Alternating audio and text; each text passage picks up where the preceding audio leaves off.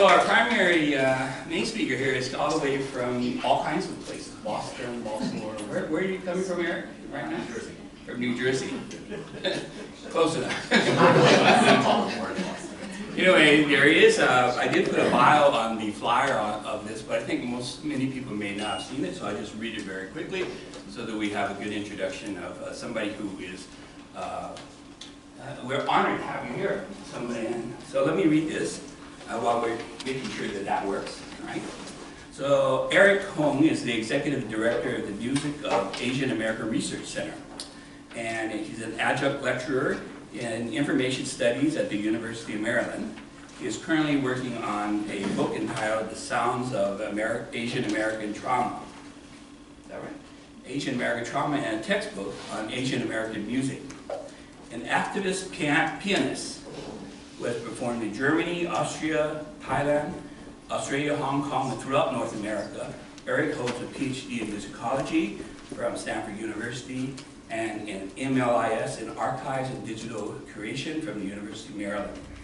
Prior to co-founding the Music of Asian American Research Center, he was a tenured professor in music history at Westminster Choir College in Princeton, New Jersey. And he's, a bit of a background is that Allie and I kind of just ran into Eric at some place. We searched you guys out. Yes. So this is the advantage of sort of like having us kind of wander around to sort of conferences and so forth, get to network and get to meet a few people.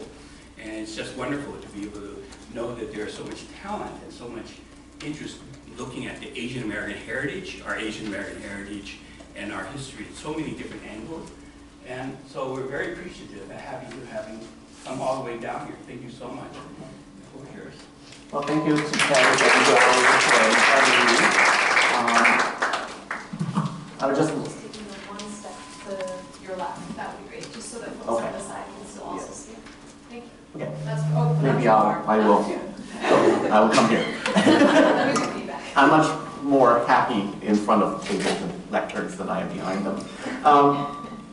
So thank you very much for inviting me, and maybe I should turn this down a little bit. Okay, can you still hear me? If you speak up. Let's try this. Yes. Is this good? Okay. First thing I want to do is just to say a little bit about our center. This is our research center. You can go to asianamericanmusic.org. Our mission is to empower our communities through collecting, promoting, and teaching music created by Asian Americans. And we seek to advance knowledge about and social justice for Asian Americans through music. So our goal is really to teach the Asian American experience, and we're going to do it through music. And so what I want to do is really to have a listening party today, and to really think about the different ways that we can think through music and talk through music.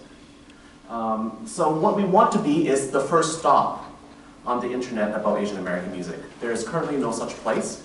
If you know something about Asian American music already, it's easy to find a lot of information. If you don't know anything, any name to look up or anything like that, it's actually very difficult to find information about Asian American music on the internet right now. So we want to be the first stop. The other things that we do, we're working on an educational program. We're working on a series of podcasts that will be released in November. We're working on a textbook. I'll be writing it with Neil Bhattacharya at Arizona State University and Christine Balance at Cornell University. We also have quarterly playlists, of which I will talk about one today. Another thing that we do is that we're a post-custodial digital archive, which means that we borrow and return. We think that these materials are better placed with the people who really can use them, family members, things like that. So we digitize what you are willing to lend us, and then we return the materials back to you if you allow us to put it on our website.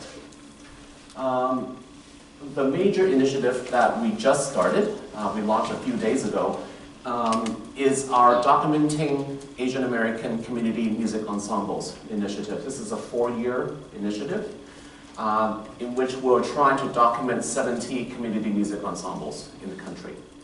And the reason we're picking community music ensembles is because professionals are well documented. There are newspapers, you'll find information about them. University ensembles tend to be pretty well documented by the university. But community ensembles come and go, and very often after they go, they disappear. No, you can't find them on the web, even a lot of active groups you cannot find on the web. But community groups are very often the place where you work out your identity. So these groups are really important for many different reasons, so we would like to document them into our archives as well. We also organize conferences, lectures like this one, performances. We have a performance coming up in Louisville that I'm playing in October, for example. So this is an introduction to our center. Anyone have any questions about what we do? So feel free to interrupt at any time, but I'm going to make you talk for a little bit. So here's a quizzical cat to help you think. The question is, what is music for? So I'll give you 15 seconds to think, and then we can have a conversation. I know the answer. I know the answers. No one's talking. 5 seconds. Listening pleasure. Are we thinking? Listening pleasure. Okay. Someone else. Good. Self-expression. Self-expression. Good. What else? Protest. Relaxation. Good. Okay. Yelling. Protest. Protest. Good. Okay. What else? Dance. Dance. Yes. Storytelling. Very important. Yeah. Sorry? Stress management. Yes. Tradition. Tradition. Okay. Great. What else? Worship. Worship. Okay. Good. What else? Entertainment. Entertainment. Great. Anyone have anything quite different from what we have said so far? I'm sorry? Companies dance. Mm-hmm. Right, a company's dance, great. Okay. Well, I have put up a list of things I could think of yesterday when I put this together. Right, enjoyment, dancing, worship, ritual, information is something that we haven't talked about, music as a way to transmit information. Establishing place, right? So when you listen to certain types of music, you think of a certain type of place, right? Memory device, right? Sometimes music can trigger memories that you have. Maybe the music might have nothing to do with what you did. It's just the music that was playing when you were at a certain place, right? And every time that piece plays, you think of that place that you originally heard this piece. Maintaining order, right? National anthems. Healing, inflicting pain. I'll talk more about that. Right? Music can hurt people too. Right? The U.S. Army, one of the ways that they try to interrogate people is to blast music very loud in a metal box for 24 straight hours. Marker of identity, music that identifies us. Friendship, escape, protest, making money. No one said that yet. Setting a mood, right? Especially for like movies or television shows or things like that. Opening difficult conversations. So these are things I came up with yesterday as I was making this slideshow. I've put certain things in bold because those are the issues that I'll talk about in this particular talk. Any reactions? Feel free to interrupt at any time.